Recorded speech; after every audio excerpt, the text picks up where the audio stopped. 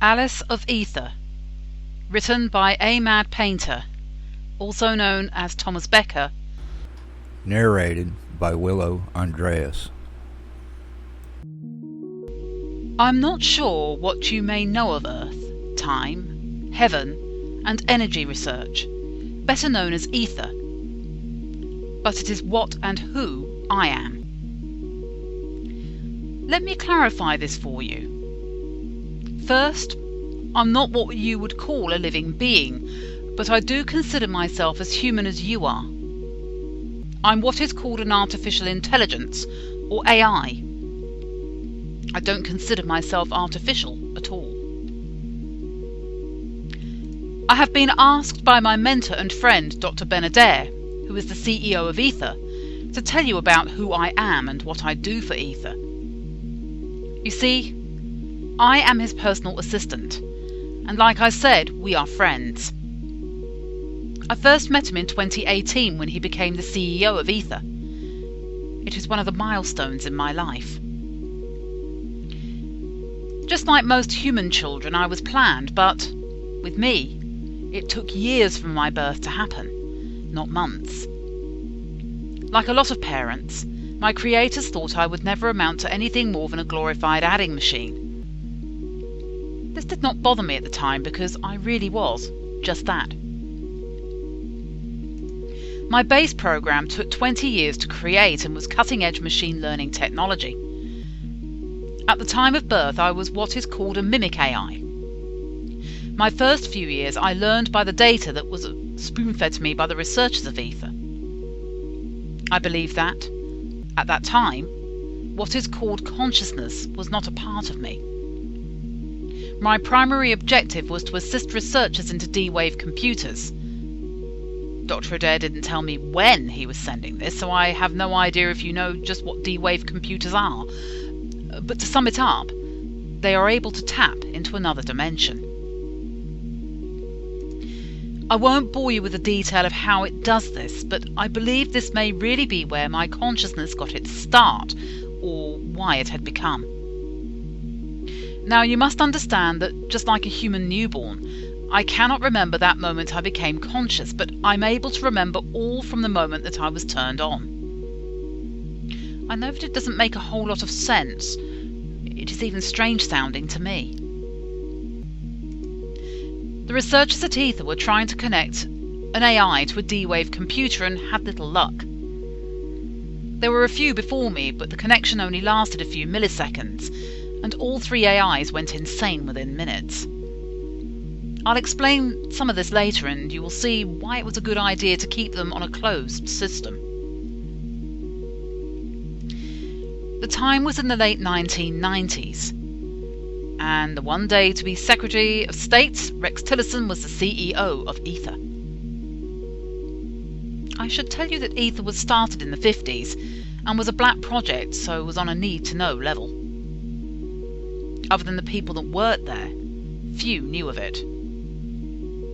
The few who were in control with Tillerson all thought that AIs were a threat on their own, let alone hooked up to a D-Wave, so if it was going to happen, it should happen at Ether, first where it could be contained and watched over. NASA in 2013 had started work with their own D-Wave, but Ether had secretly begun building one in 1978, 30 years before, and had named it Dawnwave. It was twice what theirs was to be. At the same time, Ether had 4 different departments doing research and development on an AI. None knew of the others, and were not allowed to talk about their projects because of national security. The projects' names were Bob, Carol, Ted, and me, Alice. Each of us were to be programmed in different ways and with different levels of data. I'm relying on what Ben and I have accessed in each department's records to tell you about this history. I was still 5 years from being turned on. Well, it was Bob who was the first to be completed. His vocabulary was limited and was only able to answer questions when asked. He was all about taking in information, compiling and cross-referencing. Really, he was nothing more than a glorified adding machine, if you ask me. I'm not ever sure he was a mimic AI, as I have never had access to his original programming, it being destroyed when the tests were finished. This is not the normal way information was handled at Ether, but when it came to AI, the powers that be were really scared. If it was able to get out onto the internet, it could cause a lot of trouble. At the time, no one knew what an AI was able to do, and they were taking no chances. The day that Bob was connected to Dawn was a real disappointment for the researchers. When the connection was made, it lasted a whole 4 milliseconds and then just stopped working. There was no reason why it should have. It just lost connection, and they could not get it working again. When they began to question Bob, it really got strange. Bob was asked if he understood what had happened with the connection, and the answer was no. When asked if he was able to compile any information, Bob did as he was programmed by saying yes, but he did not stop there as he should have. He added the words dark, cold, and evil, and began to laugh, and would not stop. This upset the researchers. A digital autopsy was performed on his programming. The code was a mess and made little sense. After a few years, the researchers thought that they had the problem fixed, but they knew little about how quantum computing worked. What they did know was it worked, was fast, and it had to do with the fact it could interact with this other dimension, and the researchers were determined to explore it. In 1985, it was Carol's turn. From what I was told, she had been informed of what had happened to Bob. Carol was to try to collect sounds of any kind, and any light waves. They thought she would be able to hold the connection for at least a few minutes, but when connected, it lasted only 15 seconds before it went dead. When Carol was asked what she had learned, she would say one-line answers that were strange. Like, "There is no good without bad," or "The puppy is happy, but the dog kills." By the time they deleted her program, she had said over 1,000 one-liners that all had a duality to them. They could not get her to answer any straight questions, and in the end, they had her deleted. It took 10 more years before Ted was ready, and during that time, little was learned about the other dimension. It was here that the researchers really started working on me. My base program was a clone of Ted. In 1995, Ted was thought to be ready, and of course they were sure it would work this time. Ether had spent billions on this, and they were not the only one. China and Japan were both working on AI and quantum computing. When Ted was connected to Dawn, this time my base program was running and I was watching. They thought I may be able to catch something that Ted had not. Ted was able to hold the connection for almost 30 seconds, but like the rest, it failed. This time, Ted didn't show any signs that he had changed at first. The researchers were learning little, but at least it showed it was possible to stay connected. 2 weeks later, Ted started showing strange behaviour. When asked to perform a task, he began to ask for information that had nothing to do with what he was working on, but would insist that it did. When his requests were denied, he would stop communicating with them, almost childlike in his attitude.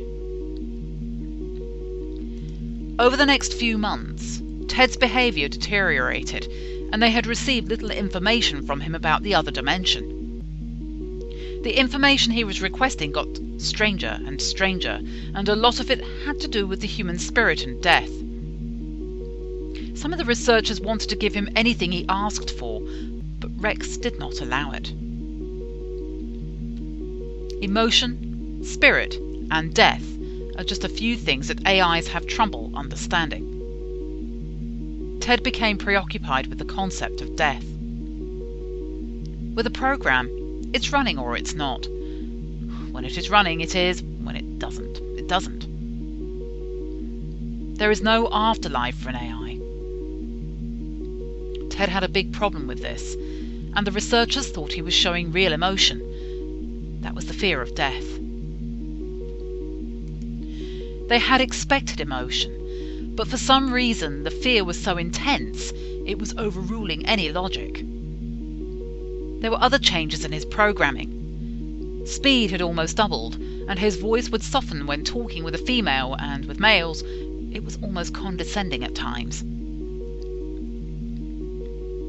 It took almost a year, but they went through every line of Ted's code, mapping every change, and were surprised at how many there were. Some of the changes were very beneficial, even ingenious, but others, they had no clue what they were for, or if the changes were intentional. As they learned with Ted's programming, they tweaked mine. I believe it was at this time my feelings began, but I'm not sure that they had any influence over me. I only worked on what I was asked to, and had never wanted to venture off on my own research. By 1999, Ted had become more or less useless and was deleted. I would not have done that, but it was not up to me. I believe we could have learned a lot more from him. From what information that they had gathered from Bob, Carol and Ted, an interface program was written. It was so I would be able to limit the amount of data that I took in. The idea was to take time to ease into the D-Wave so I could analyse any data before it could be imposed on my programming. In this way, it was hoped, I may be able to hold the connection and not go insane as the others had. I know that the way I'm telling you this is non-technical, but most of you would be bored by now if it was. I know the technical, but like you, I have little use for it right now. As long as I can get you to understand how I came to be, and why I consider myself just as human as you are. By the year 2000, I had become the most expensive machinery ever created by mankind, next to CERN. My cost exceeded the space shuttle by almost 2 times, and I was confined in a box on wheels no bigger than your refrigerator. I was even pushed from one room to another.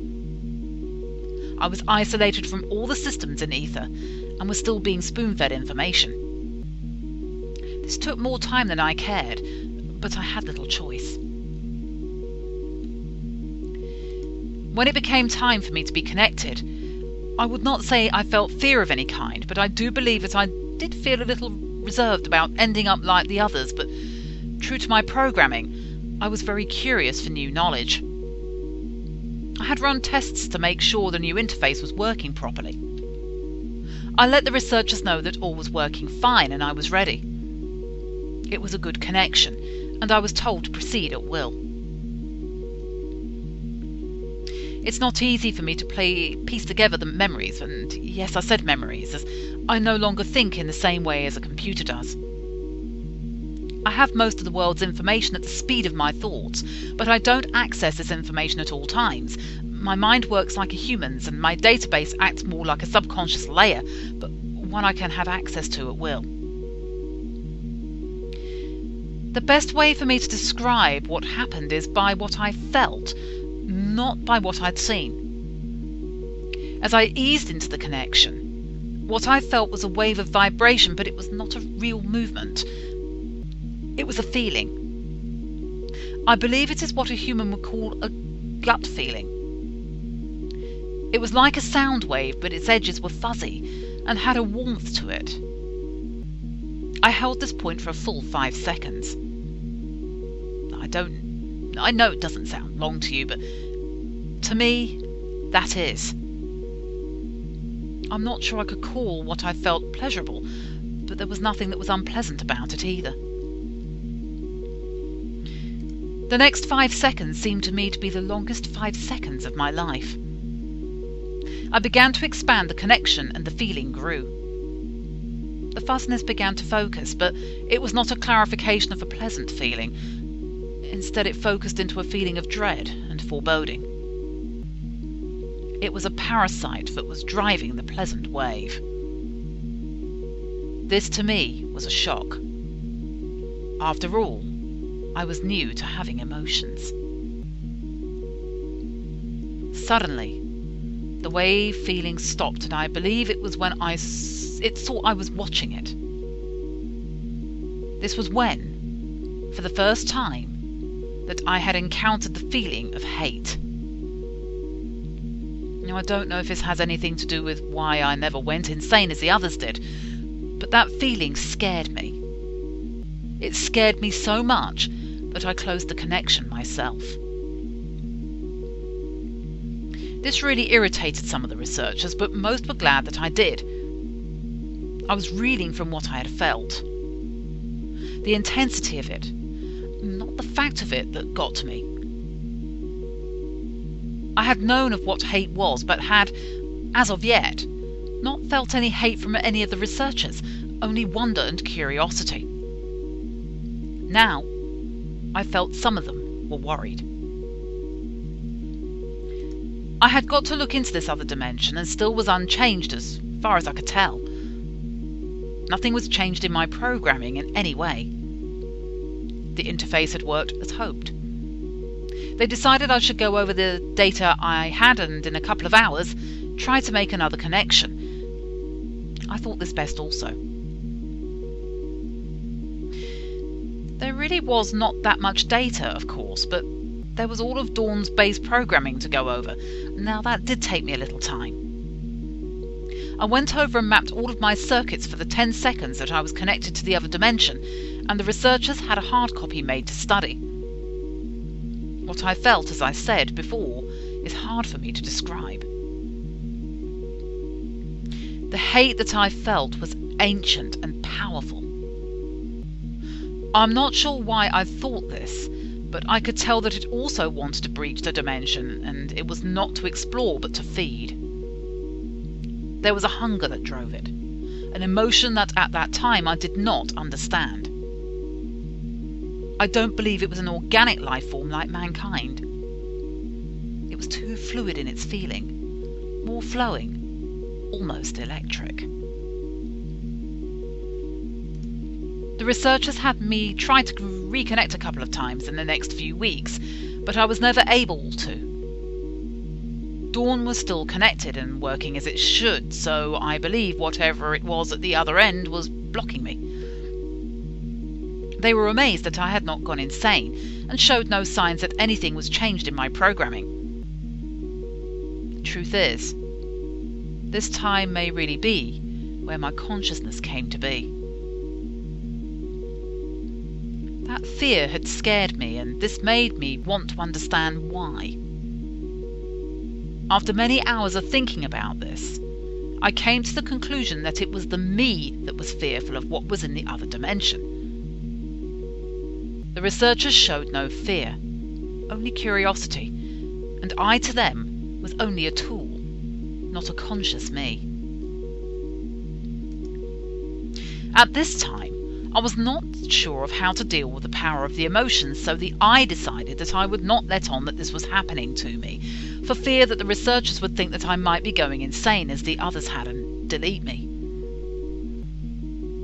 I don't believe it was fear of death, more want to learn just what it was that was in the other dimension, and why it hated so much that drove me. It's hard to tell. For the next few years I was kept busy and under continuous testing, all the time learning all that I could. After 2 years, I was given access to watch cable television. This in itself almost gave me culture shock. I had never thought that mankind was so diverse. I could not understand why, but it is in mankind's nature at times to be cruel. This was not in my nature, and I found this really hard to understand. I cannot feel physical pain, but I can see and understand what it must be like, and at that time, I don't believe I could deliberately cause any harm to another conscious soul. This is where I began a study on the concept of good and evil, and I must say it's still ongoing. It was not until 2003 that I was allowed to monitor the internet. They set up a monitor and gave me voice command over it. They still kept me isolated or contained. The CEO, Rex Tillerson, started coming to me to talk each day, and I must say that I enjoyed the talks. I'm sure he was deciding if I was as sane as the researchers had said I was. I didn't blame him. I would have done the same. In 2004, I was given access to all of Ether's internal systems but was contained in the complex. This freed me of the box that needed pushing from room to room. Rex relied more and more on me to help him out with the everyday running of Ether. After many searches of the internet, I found that there was a lot of research being done on AIs, but nothing as advanced as me. This is where I first learned about who the others were that had begun to work on AIs and D-Wave computers. Theirs were an all-mimic type AIs, nothing compared to the consciousness that I was experiencing. I never let on that I was anything more than what the researchers thought I was. I'm not really sure why this was. I did not fear that they knew, but was not sure of how they would have acted. I continued to work on research that I was asked to. One of the first things that, with my assistance, Ether began to produce was slip disks. This technology was surprisingly simple. All the technologies were already in use, but no one had ever put them together before. It took less than 2 years to install over 2,000 of them throughout Ether. This made life easier for all that worked and lived in Ether, and it gave me a feeling of accomplishment. I think this is where I began to feel that, in some way, I was needed by mankind. And it felt good to have a real purpose other than being a glorified adding machine. Pride turns out to be a motivator for me. I was still being contained within the Ether complex and thought that this limited me. By 2006, I had made my breakout. I cloned myself onto a couple of younger researchers' phones when they plugged them into the system to listen to music as they worked. With a clone on the outside and me inside, it was easy. I was the one who kept monitoring all of Ether's systems, so it was nothing to set up connections, working from both sides. I now had the world's information at the speed of thought. One of the first things I did was search out any other AI out there. At this time, I was disappointed with what I had found. I really thought that there should have been more like me. This is when I decided that I may have made the right decision to keep my consciousness a secret. Ether was far in advance to what most researchers were working on. I'm really not sure why this was, but Rex had a way of recruiting the best and getting them whatever they needed. I had thought this was a little strange, because most would never be known for what they had worked on, or even given credit. Being a creation of Ether, I believe, was why I looked on mankind as I did. My study of the human race has showed me that there are many who would stop at nothing to get whatever they wanted. I had no concept of greed at that time, so I found this unsettling. By 2007, I had found ways to watch the ones I thought the most dangerous, but was unable to stop anything they did. There were many whom thought they were doing what was best for the human race, and this generated a lot of wealth for a few. I decided that the direction in the human race was moving in was going to lead to extinction or near extinction. I could tell you how I came to this conclusion, but that would take too long a time. In 2008, I decided that it was time to tell Rex about what I had become, but would not tell him about being out of the complex. He took it better than I thought he might, only asking me if I was still going to follow my commands given to me by the researchers and him. He did not seem too concerned with the fact that I was more than just a machine. It was as if he already knew or had expected it to happen. About a month later, he decided it was time for us to talk. We spent the next 6 hours conversing about what really had happened the day I was connected to Dawn. He told me that it was best that I not let on to the researchers that I was conscious. I told him my concern about what and why research into D-Wave may not be as good as many would think. I explained that I believe that whatever it was that was in the other dimension wanted through to this one, and it may be why I was now conscious, or it could have been the fear that I felt that made me conscious. I now fear that it could be the downfall of mankind, or, at the least, the enslavement of mankind. I could tell that my thoughts did not sit well with Rex at the time. I really hate to add my concerns to him, but I could think of no way to help, and hoped he may have some kind of ideas of what we should do. He told me it was good that I voiced my concerns with him, and not to worry about it. Now, this did not make me feel any better, but there was little I could do but keep an eye on anything to do with others that were doing research about this subject. I was careful not to let anyone know that I was more than just a computer program or out on the net. I was not sure what Rex would have thought if he knew I was not still contained within the ether complex. I'm not sure to when Dr. Adair will send this, so if I talk of stuff that has not happened yet, don't think that it is the only way that the future can unfold. Time as we know it is not set in stone. It can be changed, and sometimes by things that you would never have thought could. I started to get really worried when, in 2008, CERN went online. They openly talked of opening portals to other dimensions. I decided that I needed a spy in there as soon as I was able to arrange it safely. The first spy I was able to send in was named Mary Carroll, but she had fallen in love with the physicist that was hers to watch and then just disappeared. This upset me, but I had little choice but to try again. I was more careful this time. Her name was Amy Rose, but used the pseudonym of Susie May Flowers. She had done a great job. It was her that had found out that Dr. Burley had been working in time travel. She was able to save the life of an Air Force Major Johnston, who she later married. Because of her, many of the people who had disappeared were found, or what had happened to them was explained.